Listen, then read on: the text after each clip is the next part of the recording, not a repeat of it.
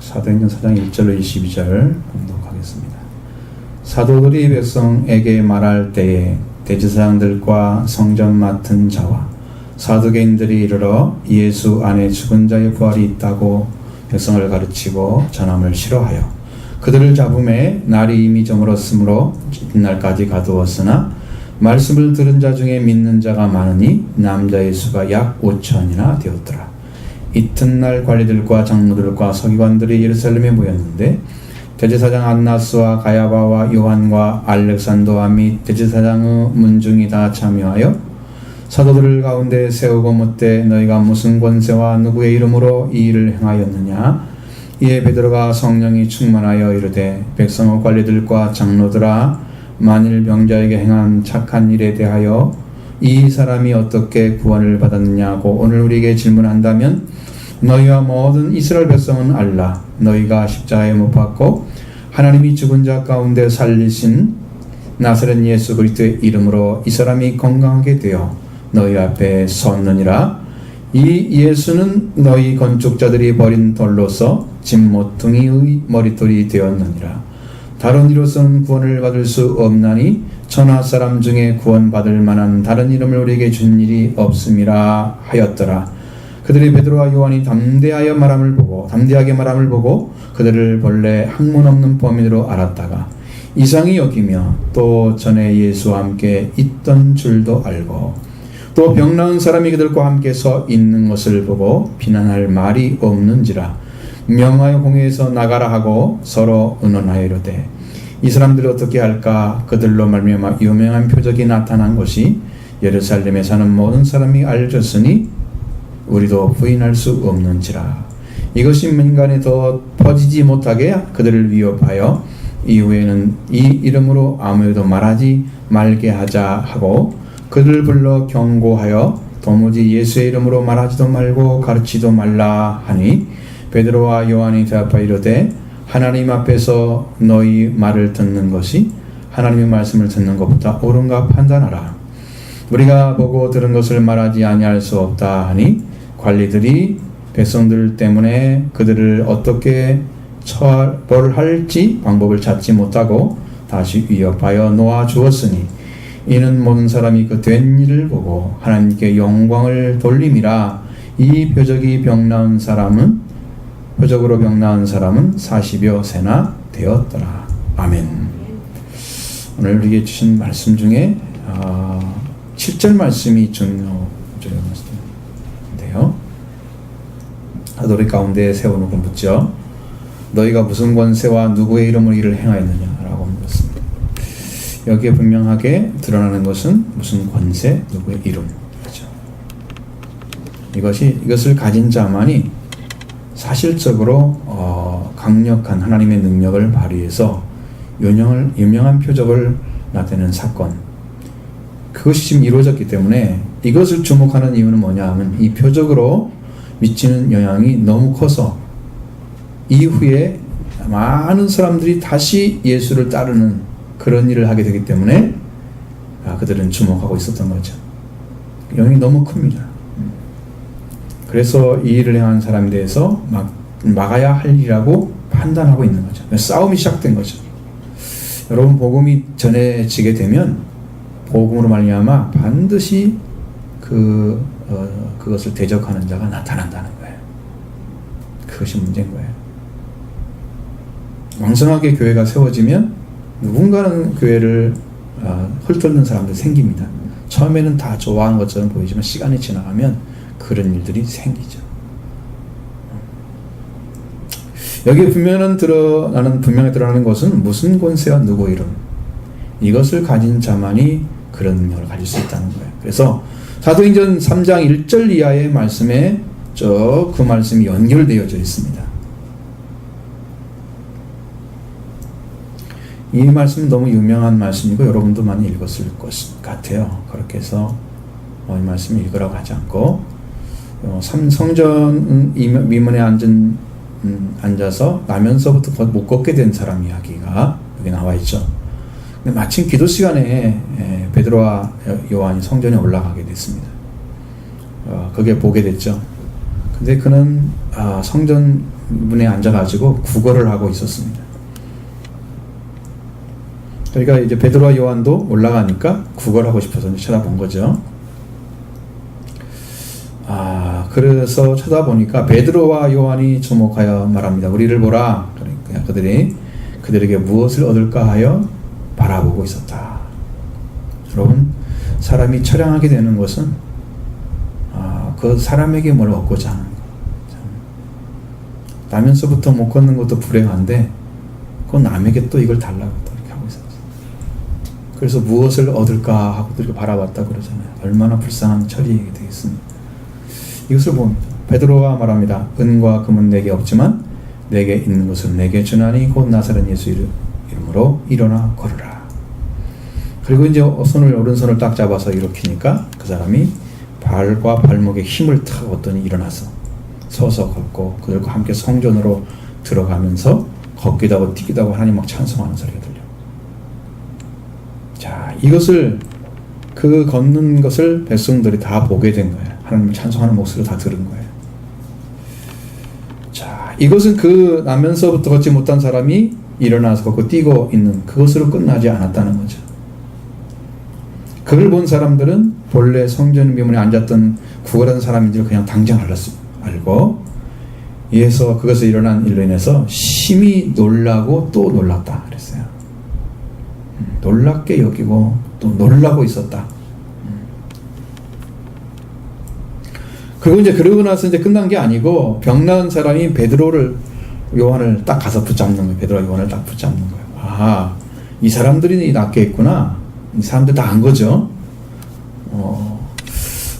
자, 그래 모든 백성들이 크게 놀라며 달려나가서 솔로몬의 행각에 앉아 모여들었습니다. 거기에 엄청난 사람들이 모여들은 거죠. 베드로가 이제 이것을 보고 백성들에게 말하기 시작하는 겁니다. 3장 11절 이하에 그 말씀이 쭉 기록되어 있습니다. 여러분 그 말씀 다 주려고 하는 게 아니에요. 몇 가지만 딱 줄여서 말씀드리면 베드로는 분명하게 이 일이 우리 개인의 능력과 경건으로 이 사람이 걷게 된 것이 아니다. 왜 우리를 주목하느냐? 사람에게 주목하고 있는 거죠. 어떤 일을 행하면 그 사람이 유명해지잖아요.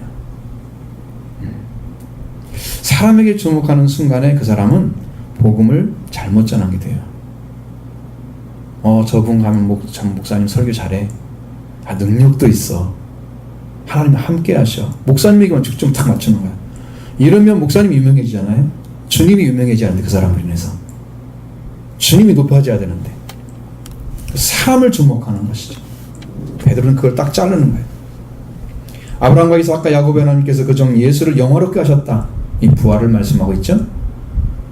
빌라도는 놓아주기를 결의했는데 너희는 거부했다. 도리어 살인한 사람을 놓아주기를 구하였고 생명의 주를 죽였다. 그러나 하나님이 그를 죽은 자 가운데 살리셨다. 우리는 그 일의 증인이다. 그 이름을 믿음으로 우리가 너희 보는 이 사람을 성하게 만들었으니까 예수로 말미암아 난 믿음이 이렇게 완전히 낫게 했다 하고 강력하게 증거를 하는 거예요. 그러니까 예수 그리스도의 이름이 베드로에게는 능력이었던 것이죠. 여러분 거기에 우리가 초점을 맞춰야 됩니다. 근데 이것을 잘못 찾아내면 아직도 어떤 사람이 했기 때문에 그렇다 이렇게 예수로 말미암아 난 믿음이 거기서 태어난 거예요. 그러니까 여러분 믿는 것은 누구나 동일한 거예요. 근데 예수님이 여러분의 심령 안에 들어와서 계시느냐 아니면 아직도 남의 집처럼 내 집은 내가 지키고 예수님은 딴 데 계시는가 요 차이예요. 아직도 주인이 안 바뀐 거죠. 그것 때문에 여러분 신앙이 있느냐 없느냐 결정되는 거예요. 그 예수님이 계셔야 성령도 부을 수가 있어요. 예수님이 안 계시면 성령 부을 수 없습니다. 성령에 예수님이 오시면 아버지도 오시고 성령도 오시고 그렇게 되어 있어요. 예수님이 안 계시면 아무도 없어요. 주인이. 귀신이 자기 주인이죠. 자, 이거 보십시오. 그래서 이 사건은 예수님을 믿음의 사건임을 강조하고 있는 거예요. 예수님을 믿음으로 일어난 것이다. 예수님만 증거되고 있는 거예요. 사도행전 3장 19절 이하에 베드로가 전도하기 시작합니다. 이 말씀은 딱 하고 나서 이제 전도를 하는 거예요. 방향 다 돌려졌어요. 설교 내용이 완전히 달라집니다. 잘 보시면 너희도 회개하고 너희가 회개하고 돌이켜 죄 없이함을 받으라 그랬습니다. 죄를 없애거나 지워버리라는 뜻입니다. 너희도. 그리고 영원한 예수님은 다시 보내실 것인데 만물이 회복할 동안에 마땅히 그를 받아들 것이다. 예수님이 부활한 40일만에 승천하셨죠? 그 하늘에 받아든 거예요. 지금 다시 오실 것입니다. 자, 그리고 여호와께서 너희를 위하여 모세와 같은 선지자를 세운다, 보내겠다고 말씀하셨다. 그럼 너희가 무엇인지 그의 말을 들을 것이라. 누군지 그 선지자의 말을 듣지 아니한 자는 백성 중에서 멸망하리라고 말씀하셨다. 그 선지자가 누구라는 지금 얘기하는 거예요? 반드시 그의 말씀을 들어야 된다는 거예요. 그리고 사무엘 때부터도 이 선지자에 대해서 계속 말씀하고 있다.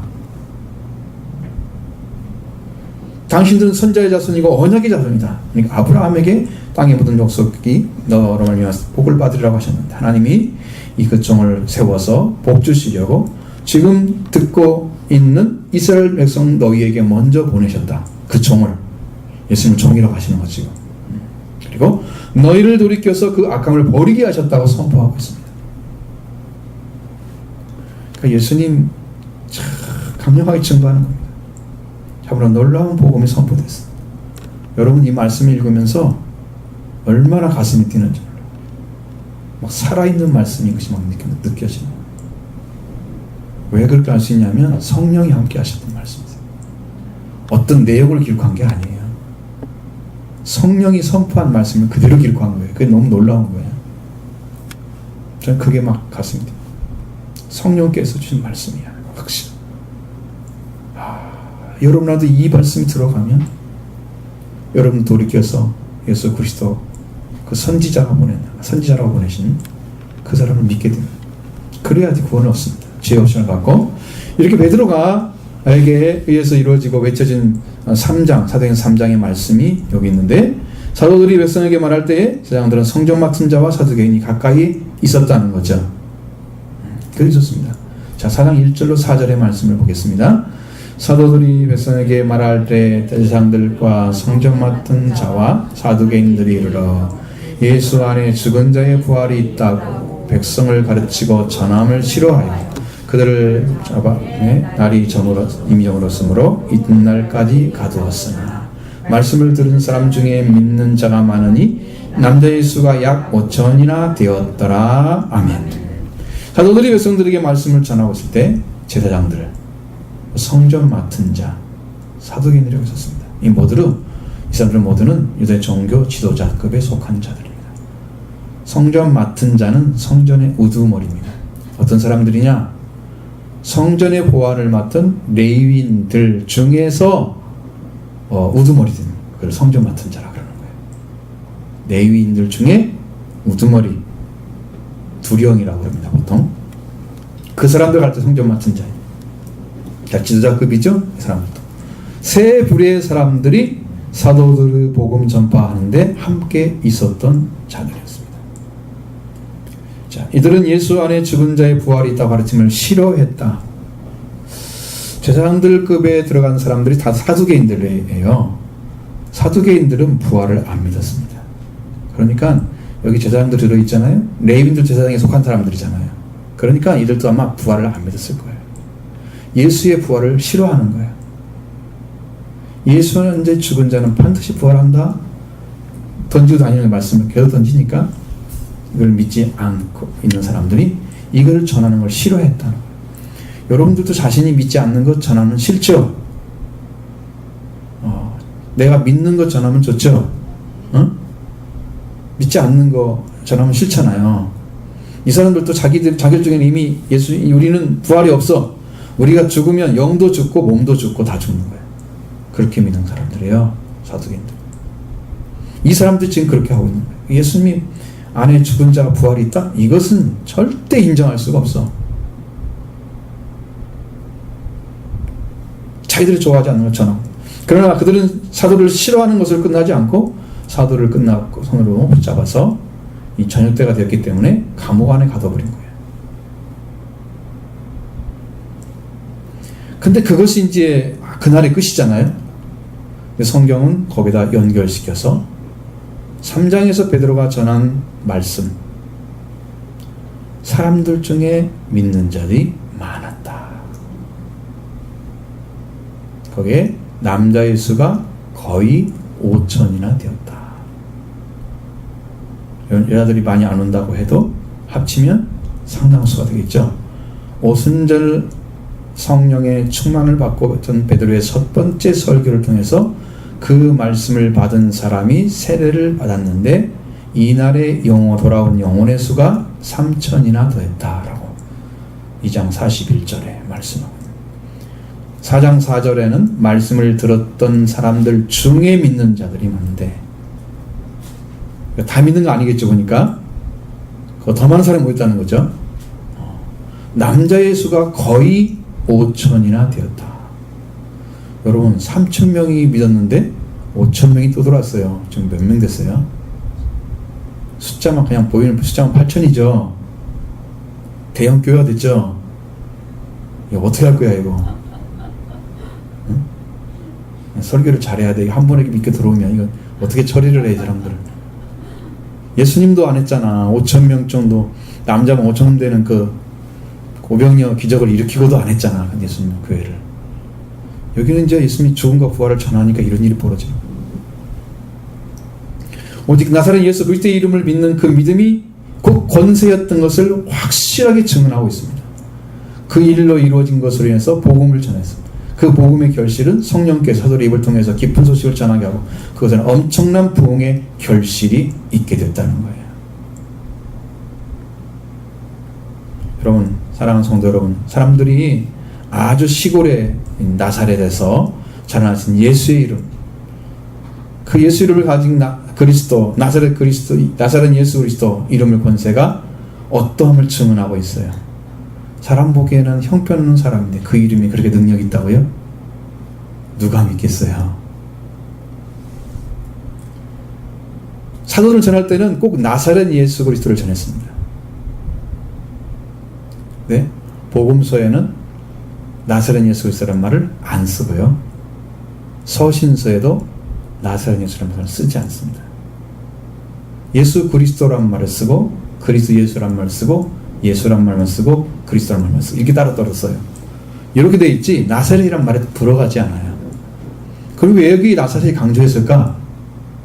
그 당시의 사람들은 나사렛 예수를 엄청 무시했어요. 그러니까 촌사람인데 아무 못 배운 사람이 무슨 메시아라고 일어나가지고 자기들이 원하는 메시아 일을 하지 않고 자기 방법대로 하면서 죽고 부활했대. 또 그 이름의 권세가 있게 나타나는데 안 좋아해. 여러분 이렇게 편견 가진 사람들은요 복음 들으면 다 비난해요. 진짜 그대로 볼 수가 없어요. 있는 대로 볼 수 있는 사람들은 편견을 안 가진 사람들이에요. 여러분 이미 세상에 나가서 사람들 딱 말 던져보면 기독교에 대해서 편견 가진 사람들은 절대 좋게 얘기 안 해요. 이상하게 얘기해요. 왜? 진짜를 못 들어봤기 때문에 안 좋은 것만 얘기하거든요. 그런 사람들 복음 전하기 어려워요. 이미 비틀어졌기 때문에. 그래서 믿는 사람들 잘 살아주지 않으면 영혼들을 많이 놓치는 거예요. 전도에도 안 들어와요. 그것을 딱 박혀가지고 안 믿어요. 이 편견 가진 사람들 데리고 일을 못합니다. 나사렛 예수 그리스도의 이름의 권세를 사용하기 때문에 이 예수 그리스도를 싫어하는 사람, 아주 형편없는 사람으로 보는 사람들은 믿지 않습니다. 이렇게 해서 그들은 멸망의 길로 가는 거예요. 자, 나사렛 예수 그리스도의 이름이 얼마나 큰 이름이냐. 우리에게는 주와 그리스도가 되시고 우리에게는 하나님의 아들과 왕이신 그 예수 그리스도를 믿는 그 믿음, 그 이름의 권세가 어때함을 드러내고 있습니다. 오늘 우리에게도 여러분들은 누구를 믿고 있는지 보시기 바랍니다. 여러분 자신 심령에 누구가 계십니까? 지금까지 누구를 믿어왔습니까? 우리는 나사렛 예수 그리스도의 이름을 믿었습니다. 그리고 여러분들은 메타노니아, 회개가 이루어지는 거죠. 메타노에오, 나중에 알아차리다. 후에 알아차리는. 메타노이아가 처음부터 이루어지는 게 아니에요. 회개가. 메타노에가 되어서 일어나는 거예요. 그래서 이것은 마음을 바꾸다 그래서 나중에는 이 메타노웨어를 회심이라는 말로 바꿨었습니다. 회심, 마음을 돌이켰다는 거죠. 그러니까 여러분이 정신을 차리고 들으셔야 돼요. 성경 말씀을 심령에 들어가도록 들으셔야 됩니다. 귀를 닫고 듣지 마시고 마음을 열고 듣시기 바랍니다.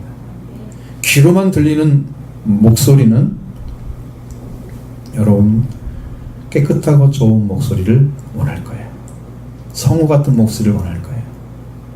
목소리만 좋으면 그냥 다 좋은 거예요. 귀로만 듣는 사람들, 마음에 들린 사람들은 성령이 함께하는 목소리를 듣기를 원합니다. 예수 그리스도를 믿고 그 이름을 힘입어 죄사함을 죄 없이함을 받으십시오. 이것이 교회의 부흥의 출발점입니다. 이것을 믿은 사람들이, 믿고 들어온 사람들이 신앙생활하는 거예요. 교회에서는. 지금 베드로는 그 복음을 전하니까 돌았죠. 인자 생겼습니다. 그리고 부활의 은혜를 입어서 완전한 구원이 여러분한테 이루어질 줄로 믿습니다. 성령세를 받고 여러분은 또 부활의 증인으로 세워질 때가 올 것을 믿습니다. 할렐루야. 꼭 이렇게 되기를 원합니다. 그리고 이튿날이 됐습니다. 예루살렘에 언집했던 많은 유대 종교 지도자들과 들이 하는 말을 보십시오. 5절로 7절에 보겠습니다. 이튿날 관리들과 장로들과 서기관들이 예루살렘에 모였는데 대제사장 안나스와 가야바와 요한과 알렉산더와 및 대제사장의 문중이 다 참여하여 사도들을 가운데 세우고 묻되 너희가 무슨 권세와 누구의 이름으로 이 일을 행하였느냐? 아멘. 자, 이튿날 모은 사람들이 이 지역의 통치자, 관리라고 하는 자들이죠. 관리들, 그 지역을 통치하는 사람들이에요. 그러니까 뭐 관리라고 할 수 있습니다. 그 다음에 산헤드린의 일원이었던 장로들, 서기관들, 이런 사람 다 모였습니다. 그리고 그 해에 대제사장이었던 가야바, 그의 장인이었던 안나스, 장인이니까 안나스가 앞에 나온 거예요. 여기서는. 그렇죠? 성경은 예의를 지켜 쓴 거죠. 그 문중에 산헤드린 공회원이었던 요한, 대제사장들의 친척 중에 한 사람인 알렉산더, 그 대장의 문중이 다 참여해서 사도들을 가운데 세워놓고 물어보는 거예요. 너희가 무슨 권세와 누구의 이름으로 이 일을 행하였느냐? 이 질문은 그 일을 행한 사도들에 의해서 이루어진 그 근거를 파악해서 대책을 만들려고 물어본 것이었습니다. 우리도 그렇게 믿기를 원한다, 이렇게 해서 물어본 게 아니고 이것을 어떻게 하면 못 전하게 할까, 이것을 알기 위해서 물어본 거예요. 왜? 계속해서 예수님 안에 부활이 있다고 하는 복음을 전하면서 이런 표적을 나타나게 되면 많은 사람들에게 복음이 전해질 겁니다. 전도가 될 거죠. 이것을 우려하고 있었기 때문에 첫째로 이들은 무슨 권세로 일을 하냐고 물어봤습니다. 두 번째는 누구의 이름에 하냐고 물어봤습니다. 여러분, 권세는 권능이라는 말로 되었습니다. 디나미스, 엑수시아가 있다는 거 말씀드리죠. 그것은 여러분이 또 한 번 이게 결정적으로 오늘 정리하라고 말씀드린 거니까 여기서 확실하게 감을 잡으셔야 됩니다. 무슨 말인지. 왜냐하면 성경에 예수님이 능력을 나타냈다, 권능을 행했다, 권세를 가졌다, 막 이런 게 너무 많이 써 있는데 그 말이 무슨 말인지 몰라. 그러면 여러분, 파워란 말 쓰면은 디나미스예요. 여러분 영어로 찾아보면 딱 나와요. 오솔러티 쓰면은 엑수시아예요. 응? 알겠죠? 그쪽으로 딱 찾으면 돼. 영어로 본 사람도 알 수 있잖아. 왜냐하면 원어 사전이 없잖아요. 여러분들은 그거 살려면 비싼데. 파워 하면 딱 그거 파워가 아니다 그러면 그냥 무조건 뭐 하면 돼? 엑수시아 하면 돼. 알겠죠? 그러면 디나미스가 뭐냐? 자 보세요. 어떤 잠재적인 힘이 나타난 육체적, 정신적 혹은 자연적인 힘들에 의거하여, 이렇게 어려워요. 지금 육체, 정신, 그리고 자연적인 힘들에 의거하여 무의식적인 행동들, 되게 이제 우리가 봤을 때는 삼손 같은 사람 행하잖아요. 무식적으로 막 뼈 가지고 막 사람을 쳐 죽이는 거 나오죠. 그때 뭐가 나와요? 성령이 막 감동했다고 나오잖아요. 그때 일 같은 그런 모습들이에요. 무지행동, 강한 행위들, 갑자기 힘을 발휘하는 거죠. 그리고 자연 현상 안에서 드러나는 것입니다. 이게 뭐라고요? 디나미스. 네? 딱 잡아야 돼. 성경 안 읽는 사람들은 별로 관심 없어. 뭐 그것은 그것이든 뭐 아무거나 하면 어때? 그죠? 그냥 권세만 되면 되지. 엑소시아. 자, 이것은 이건 일반적인 거예요. 하나님 쓰는 엑소시아가 아니고 일반적인 엑소시아를 말하는 거예요. 법률, 정치, 사회 혹은 도덕적인 사건들의 영역 안에서 발휘될 수 있는 힘입니다. 자, 사람은 교회에 들어오는 거예요. 법률, 정치, 사회, 도덕적인 사건들의 영역 안에서 발휘될 수 있는 건데, 이건 뭐냐면, 예를 들면 이 말은 늘 특별한 지위나 명령과 함께 사용이 돼요. 그냥 사용되는 게 아니고, 그래서 그 말은 마음대로 처분하는 왕권이나 부권, 소작권 이런 거 있죠. 관리들 혹은 메신저, 사자들이라고 그러죠. 그들의 권한을 의미하는 거예요. 왕의 권한이 있죠. 부권, 농사짓는 소작권들, 관리들, 그들이 가진 사자들, 그들의 뭐가 줘요? 권한이 주어지잖아요. 누구한테 주어져요? 그 사람에게 주어지는 거예요. 그 외에도 이 말은 사람들의 어떤 일을 받아들이거나 행하는데 필요한 도덕적인 자유를 의미하기도 합니다. 이런 건 잘 안 써요. 성경에서는. 그래서 그냥 일반적인 엑소시아. 따라서 이 말은 사람들에게만 적용될 뿐이지 자연적인 힘이라는 의미로는 사용될 수 없습니다. 뭐가? 엑소시아는 자연적인 힘으로는 사용할 수 없어. 그럼 뭘 사용해? 자연적인 힘은? 디나미스를 사용하는 거야. 알겠죠? 그러면 자연적인 것이 아니면 누구한테만 사용되는 거야? 사람들에게 사용되는 거야. 그러니까 나한테 왕권을 줬다 그러면 왕의 권세가 있잖아. 예를 들면, 자, 하나님이 자녀들은 권세가 준다 그랬죠? 그러면 그 사람에게 주어진 거죠? 자연에 나타난 게 아니죠? 이건 뭐가 되겠어요? 그 권세는 엑소시아가 되는 거예요. 바로 사람하고 자연하고 딱 나누세요. 이게 완전히 달라져요. 이렇게 여러분들이 구분을 하셔야 됩니다. 그러면 어떤 말을 해도 거의 다 알아들 수 있는 거예요. 이제 여기에서 번역한 단어는 디나미스입니다. 이적적인 능력이죠. 지금 사람에게 나타나지만 자연에 보이는 대로 나타났죠. 안 보이는 게 아니죠. 엑소시아는 안 보이는 거예요. 사람에게 주어진 거니까, 안에 들어가 있는 거예요. 이적적인 능력, 권능으로 번역합니다. 무슨 권세냐면 하나님께서 부여해 주신 권세입니다. 이렇게 부여진 권세는 어디서 옵니까? 그리스도의 피를 통해서 하나님의 자녀로 하나님께서 인정하시고 하나님 우리를 자녀로 받아 주었듯이 우리에게 오신 예수 그리스도의 이름, 바로 그 이름이 예수 그리스도 자신을 가리키고 있기 때문에 누구의 이름을 믿느냐 하면 나사렛 예수를 믿는 것이죠. 이것을 믿게 되면 그 믿는 자에게는 하나님 권세가 주어지는 거예요. 이 권세가 엑소시아예요. 이 엑소시아를 가진 자에게 뭐가 나타나요? 예수 그리스도의 이름으로 나타나는 능력 자체가 바로 디나미스 되는 거예요. 이거 없이는 거짓 선지자가 됩니다. 예수 그리스도를 통해서 나타나지 않는 모든 권능은 다 거짓 선지를 할 수 있어요. 뭐가 없이? 그 개인이 하나님께 부여해 준 권세가 없이 개인적으로 나타난 능력, 주여지하는 자들이 다 마태복음 7장에 받았던 것들이에요. 위험하죠?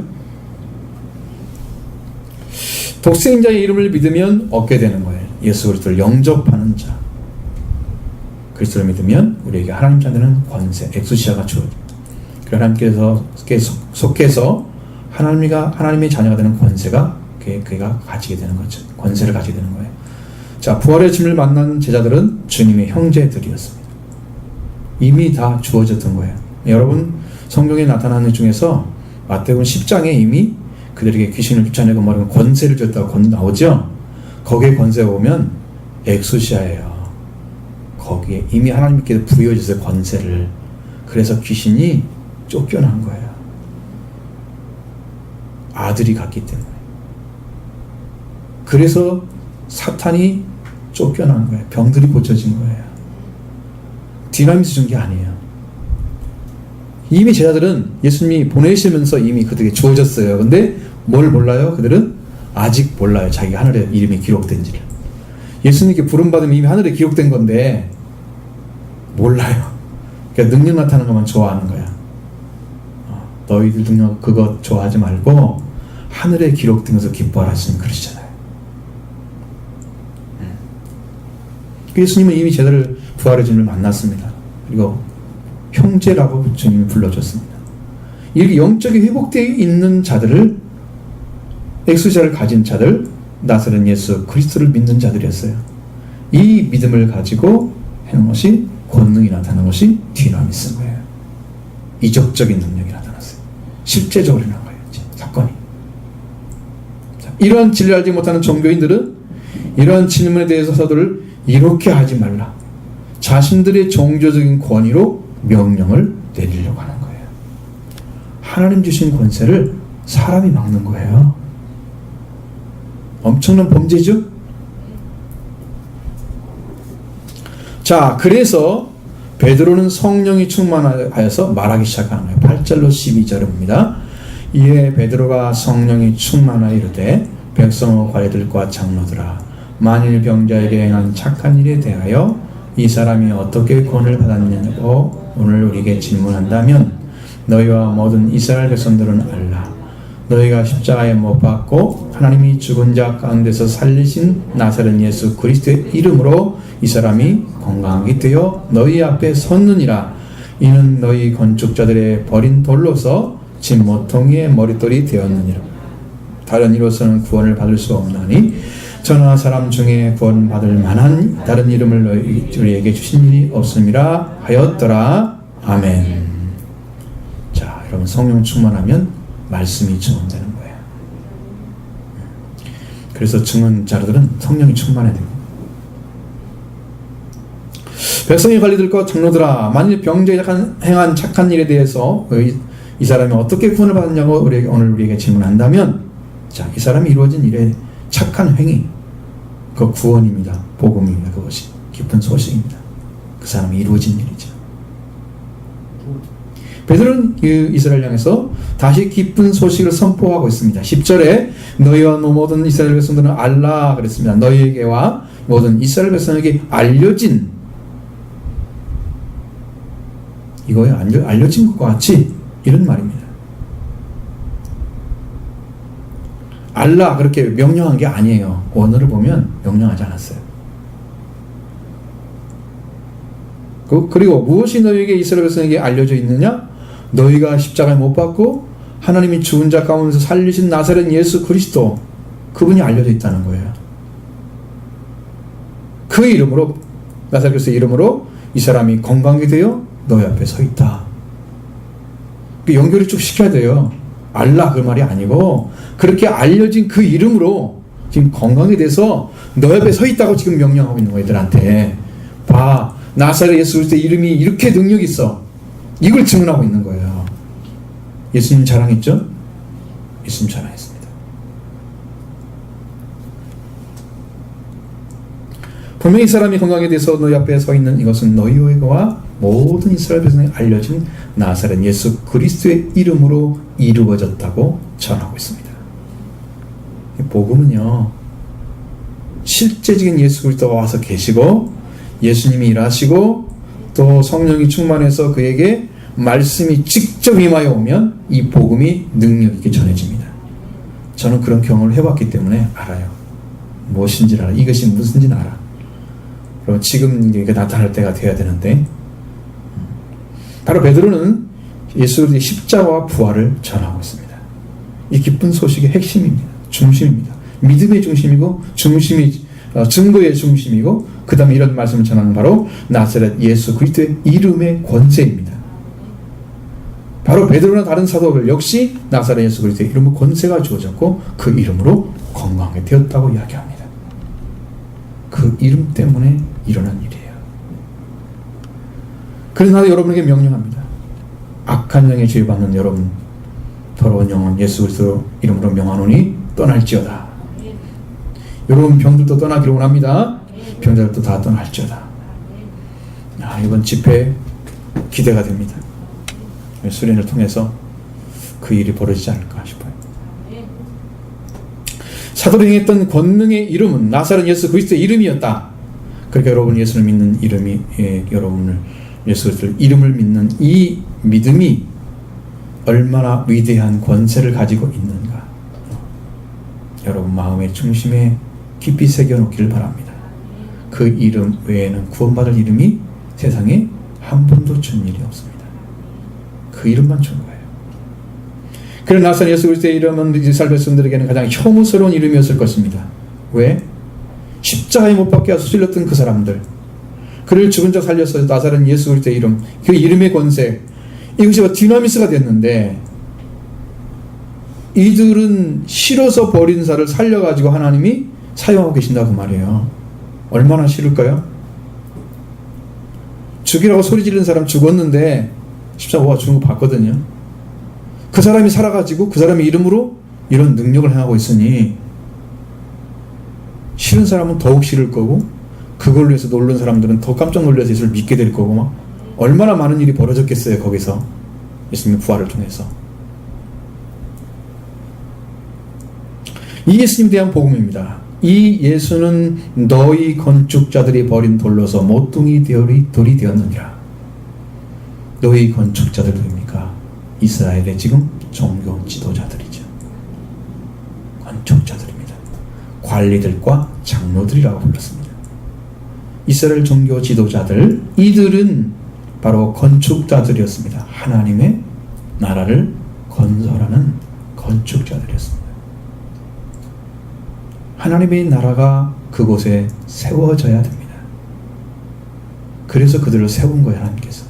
근데 그들은 건축자들이 하나님께서 모퉁이들을 제대로 머리털을 보냈더니 던져버려가지고 하나님이 다시 갖다 세워서 모퉁이에 세워놨어요.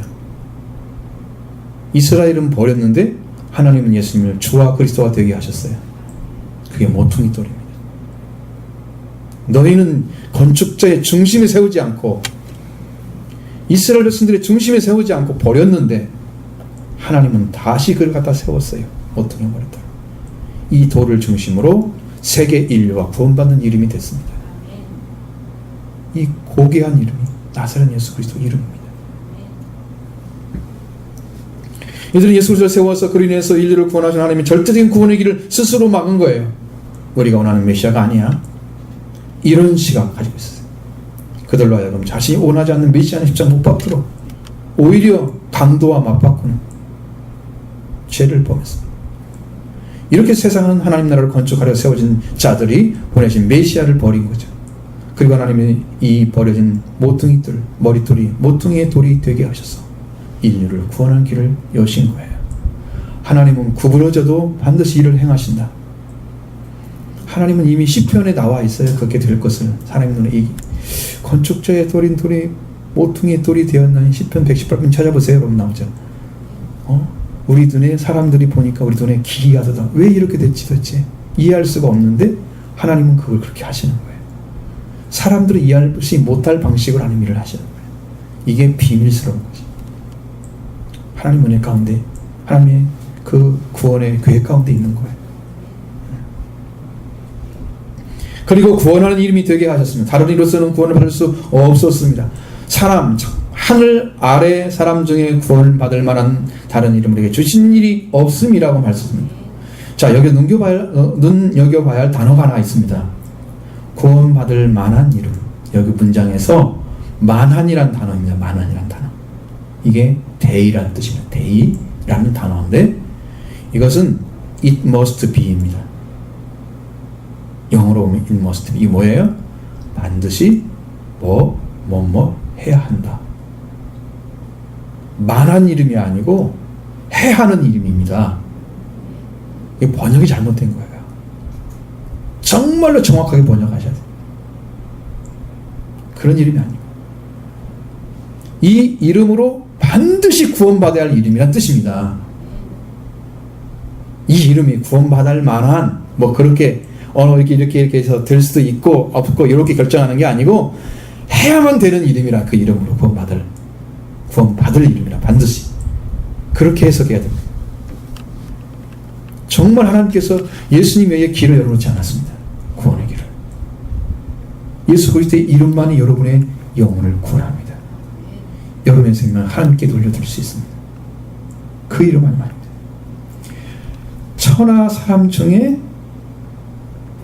반드시 구원받아야 하는 다른 이름을 참으로 우리에게 주지 아니하셨습니다. 이게 원어대로 번역한 거예요.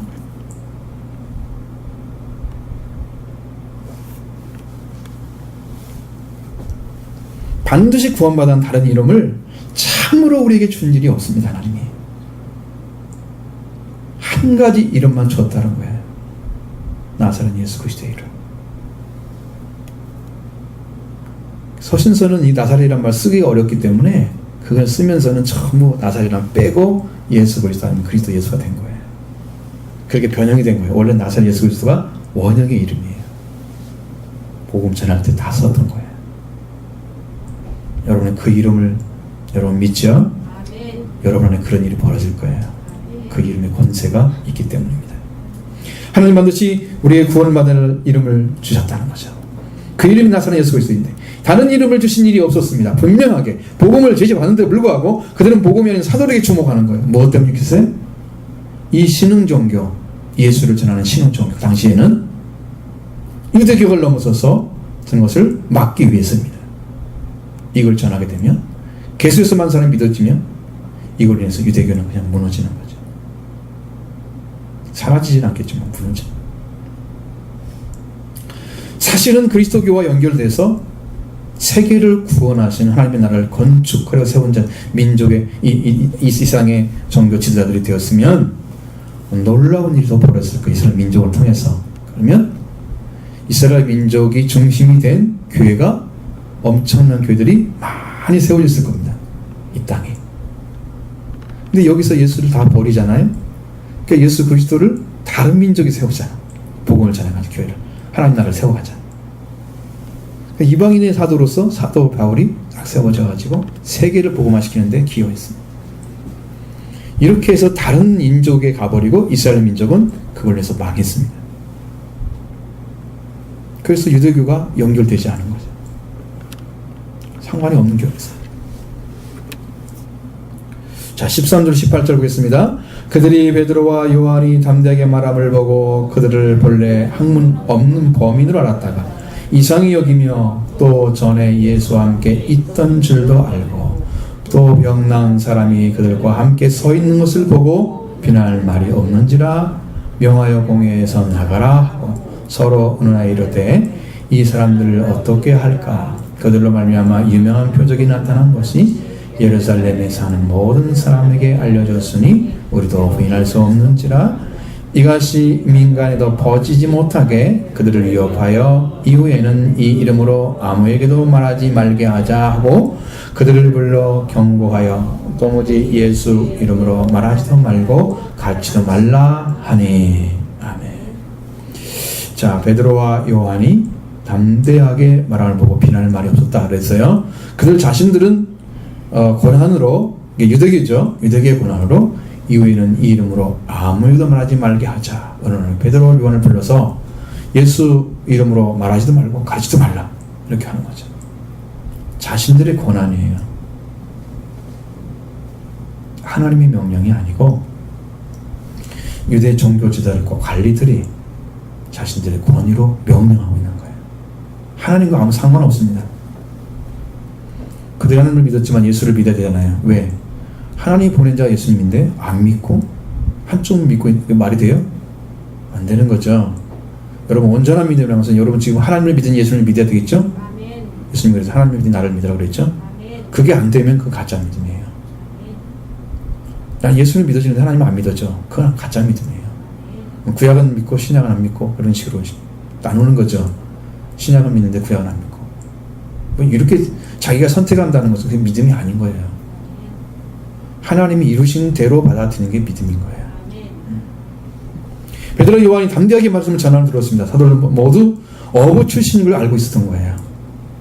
학문이 없는 범인으로 알았다가 이상히 여겼다 그랬습니다. 이상히 여기다는 말은 다우마저라는 말입니다. 기이 여기다.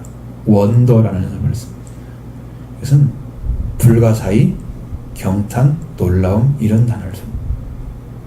그건 놀랍게 여겼다. 이상히 여겼단 말이 아니고 놀랍게 여겼다. 저렇게 어떻게 말을 할 수 있지? 저 말을 할 수 있는 사람이 아니야. 이 사람들 학문이 없는 사람들이야. 무식한 존재라고 말해요. 다른 말을 바꾸면 십견이 없는 거야. 예수님에 대해서 성경에 대해서 없는 존재들이야. 이들은 말할 수가 없는 자들이야. 근데 말을 하고 있어. 놀라운 그 자체입니다. 경탄하고 있는 거예요. 이상히 여긴 게 아니에요. 성경이 이상하게 만들었지. 이상히 여겼다고.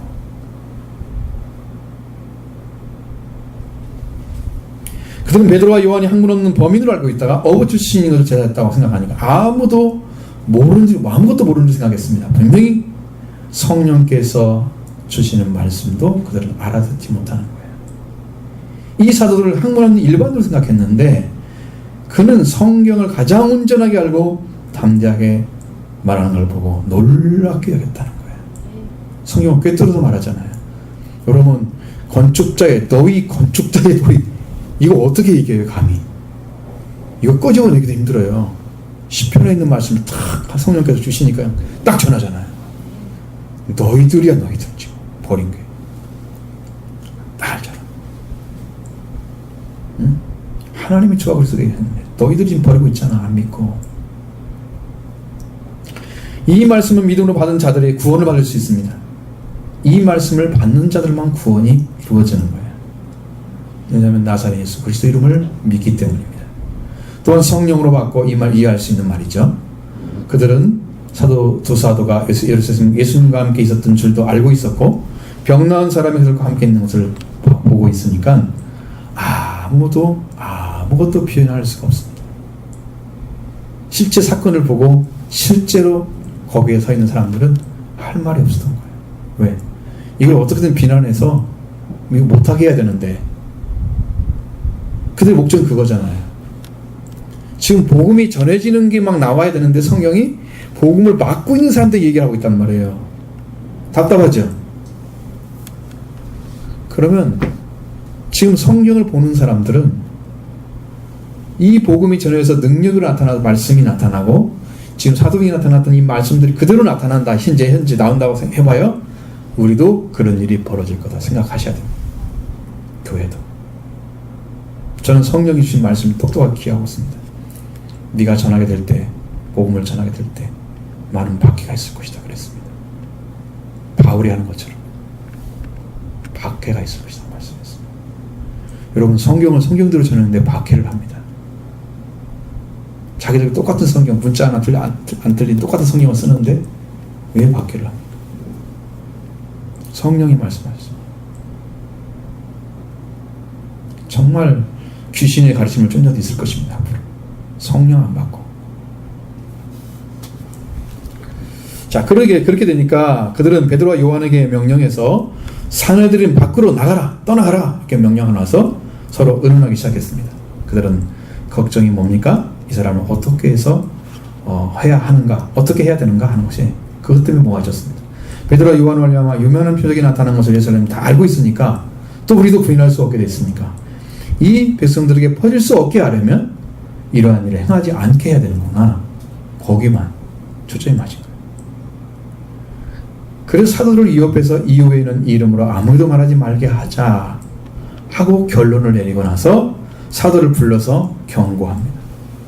이것은 경고가 아닌 명령입니다. 명령이지. 전적으로 예수의 이름으로 말하지 아니하도록 하고 가르쳐서도 안 된다. 이렇게 돼 있어요. 오늘은 전적으로 예수의 이름으로 말하지 아니하도록 하고 교훈적인 거 맞죠? 그 사람들 그렇게 말해야 정상인 거예요. 우리말처럼 이렇게 하면 안 돼. 이게 정상인 게 아니에요. 가르쳐도 안 된다. 이렇게 말을 해야 돼. 그 사람들이 명령하고 있는 거예요. 그때 베드로와 요한이 대답합니다. 19절 20절 보겠습니다. 베드로와 요한이 대답하여 이르되 하나님 앞에서 너희의 말을 듣는 것이 하나님의 말씀을 듣는 것보다 옳은가 판단하라. 우리가 보고 들은 것을 말하지 아니할 수 없다 하니. 자, 아멘. 베드로와 요한의 대답에서 한 말씀은 그렇습니다. 하나님 앞에서 너희들의 말을 듣는 것이 하나님 말씀을 듣는 것보다 의로운지 판단하라. 그렇게 했습니다. 여러분, 세례 요한에게 예수님은 세례를 받으셨죠? 무엇 때문에 받았습니까? 하나님의 의 때문에 받은 거예요. 의를 이루는 거예요. 이렇게 해서 예수님 하나님의 아들이에요. 하나님 자신이에요. 여러분, 신약 성경에도 예수님 하나님의 아들 아니라 하나님이라고 기록한 데 있습니다. 몇 분이 찾아볼 수 있습니다. 복음서나 여기 서신서에 다 나와 있어요. 예수님 하나님이라고 나와 있어요. 그냥 우리를 구원하기 위해서 하나님의 아들이 되신 거라니까. 삼위일체 하나님 중에 한 분이야. 그냥 아들이 아니야. 우리 때문에 오신 거야. 아들로. 사람의 모습으로 해서. 절대 아니죠. 자, 베드로와 요한이 답하면 분명히 이렇습니다. 하나님 앞에서 너희의 말을 듣는 것이 하나님의 말씀과 의로운지 판단하라. 사람 편에서 서서 두려워한 자들이었으면 어떻게 합니까? 우리 당신들의 말을 듣고 예수님의 말씀을 전하지도 않고 가르치지도 않겠습니다. 그렇게 했죠? 사람 편의 선자들. 그렇게 말합니다. 그러나 하나님 앞에 선자들은 하나님의 백성이야 할 중직자들의 어리석은 판단 앞에서 의로운 것을 판단하라고 오히려 그들을 하나님을 상기하도록 말합니다. 너희가 하나님을 믿는 자들 아니야. 어떤 게 옳은가 봐라. 너희 의로운지 너희들이 스스로 판단해봐. 하나님 없는 자들은 그렇게 할 필요도 없죠. 물어볼 필요도 없죠. 하나님 없으니까. 하나님 맞잖아. 그래도 너희 말을 듣는 것과 하나님 말씀 듣는 것 중에 어느 것이 옳은가? 하나님 앞에서 판단해봐라. 얘기합니다. 이 담대함 어디서 왔습니까? 성령 때문에 온 거예요. 성령이 충만하면 담대하게 합니다. 말씀이 충만하면 여러분 심령을 아주 견고하게 합니다. 자신들의 힘하는 성령으로 말씀을 받은 자들은 성령에서 말씀에서 담대함을 가지게 되는 거예요. 두려움이 없어집니다. 복음을 증거하는 자죠. 디나미스가 나타난 거예요. 주님의 능력이, 하나님의 능력이 성령을 통해서 이미 누구 안에 와 있었다? 사도들 안에 와 있었다. 성령의 권능이 역사하고 있는 거예요. 쭉 연결시켜 봤습니다. 성경을 쭉 보니까 그것 외에는 복음 전해질 방법이 없어요. 없습니다. 자, 베드로와 요한은 이어서 우리가 보고 들은 걸 말하지 않을 수 없다고 말합니다. 담대하게 말했습니다. 우리가 보았고 들었던 것들을 말하지 아니하도록 할 것이 하지 아니할 것이다. 이 두 번 반복했습니다. 그러니까 반어법이죠. 결코 말하는 것을 그치지 않겠다는 거죠. 난 반드시 말하겠다는 얘기예요. 그렇게 원어에 나와 있는데 정확하게. 그러니까 반어법을 두 번 쓰면 강조하는 거잖아요. 나는 반드시 내가 보고 들은 걸 얘기할 거다. 라는 얘기죠. 이게 담대함, 하나님께 충성하는 자만이 가지고 있는 담대함입니다. 이것은 성령으로 말씀을 받고 능력이 충만한 자들이 심령에서 오는 확신 때문에 이루어지는 거예요. 이렇게 말하자 관리들은 백성들에게 때문에 어떻게 처치할 방법을 찾지 못하고 위협하여서 놓아줄 수밖에 없었다는 거죠. 그게 21절 22절 말씀입니다. 관리들이 여성들 때문에 그들을 어떻게 처벌할지 방법을 찾지 못하고 다시 위협하여 놓아주었으니 이는 모든 사람이 그 된 일을 보고 하나님께 영광을 돌립니다. 이 표적으로 병 나은 사람이 40여 세나 되었더라. 아멘. 미문에 나면서부터 걷지 못했던 자를 나사렛 예수 그리스도의 이름으로 일으켜 세우고 이 표적으로 모인 자들을 사도들에게 베드로는 성령을 충만해서 복음을 전가하고 깊은 소리를 전해주고, 그래서 5,000명이 믿었죠. 나는 남녀를 다 합치면은 한 8,000명 안 될까? 어린이도 있을 텐데 따라와가지고 여자들이 적을 거란 말이에요. 아무래도 이 한 가지 유명한 표적으로서 알려진 표적과 그로 말미암아 예수 안에 죽은 자의 부활이 있다고 백성을 가르쳐 전함을 싫어하는 자들로 인해서 예루살렘 교회가 박해를 받게 된 거죠. 부활을 전하면요, 그걸 싫어하는 사람이 생깁니다. 문제는 무엇이냐 그러면 이 부활의 복음을 믿지 않고 박해하는 때문에, 자들 때문에 일어나는 일들이에요. 이 관리들이 사도들을 어떠한 말도 이길 수가 없어 알았습니다. 또 백성들 때문에 어떠한 방법, 처벌할 방법도 찾지 못하고 다시 위협하여 놓아주었다 그랬습니다. 우리말에는 다시란 말을 썼지만 원래는 더욱 위협하여 라고 써 있습니다. 위협을 더 가중한 거예요. 2번 반복한 게 아니고 가중한 거라고 말해요. 더 심하게 전하면 안 돼. 아주 막 전하지, 완전히 전하면 절대로 안 된다고 아주 심하게 그들을 고통을 스럽게 얘기합니다. 전보다 더 위협하고 그를 떠나보냈다는 것입니다. 이로 인해서 많은 모든 사람들이 그 일을 보고 하나님께 영광을 돌렸다. 이렇게 승리를 했지만 그들의 위협은 더 강해지고 있고, 그 4장 이후를 읽어보십시오. 22절 이후를 읽어보시면 거기에는 더 많은 고통이 따라오고 있고 위협이 다가오고 있습니다. 이것은 복음을 가진 자들의 박해와 더불어 승리해 나가야 할 일들이 그들에게 주어졌다는 사실을 보여주고 있습니다. 성경은 언제나 이런 것을 양면목을 다 보여줍니다. 복음만 전했던 얘기, 능력만 나타나는 얘기, 그런 얘기만 전하는 게 아니에요. 그 나머지 다 보여주는 거죠. 그 여기 나게 병 나은 사람이 40여 살이나 되었더라. 40여 살이 좀 넘었다는 얘기예요. 40여 살. 이거 뭐 정확한 나이를 뭐 알 수가 없다는 거죠. 잘 보십시오, 여러분. 우리가 권능을 찾아왔는데, 지금까지 권능에 대한 얘기를 했는데, 이 권능이 최종적인 것이 어디에 연결됐습니까? 나사렛 예수 그리스도 이름입니다. 그래서 그 이름을 믿는 자에게 하나님 자녀가 되는 권세를 주셨다고 얘기합니다. 그게 권능인 거예요. 그분 이름이 여러분을 하나님의 거룩한 생명책에 기록해 놓을 것입니다. 그분 이름을 믿는 자들은. 그렇게 성경은 이야기하고 있습니다.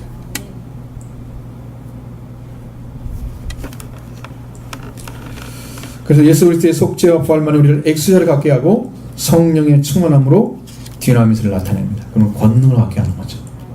그 예수님 자들에게 뭐라고 했습니까? 너희가 너에게 성령이 임하시면 너희가 권능을 받고, 그게 성령의 권능입니다. 이 디나미스 나타나는 거예요.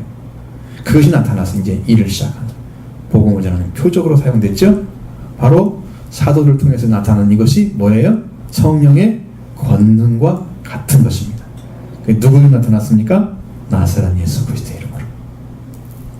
그럼 여러분도 이 믿음을 가지시고 이런 심령 안에 엑수시아를 빨리 얻기를 바랍니다. 이걸 갖지 않으면요, 디나믹 나타나 소용없습니다. 엑수시아가 기본적인 거예요. 이 믿음으로 여러분 다 승리해서 하늘의 이름이 기록되기를 원합니다. 우리 교회는 하늘나라의 이름이 기록된 자들만이 가득 채워질 것입니다. 그 축복된 역사만 나타날 것입니다. 이런 표적, 복음을 전하는 표적으로 하나님께서 사용하실 것입니다. 우리 민족을 살리고 인류를 위해서 쓰실 것입니다. 우리가 해야 될 일이 마땅히 복음을 믿는 거기 때문에 여기에 초점이 확실히 맞춰진 성도들만이 이 교회에서 쓰임받을 것입니다. 하나님 한 사람 한 사람을 세워서 동역자로 세울 것입니다. 복음을 갖는 자와 함께 걸을 수 있는 그런 심령을 찾도록 여러분 기도하고 또 찾으시기를 바랍니다.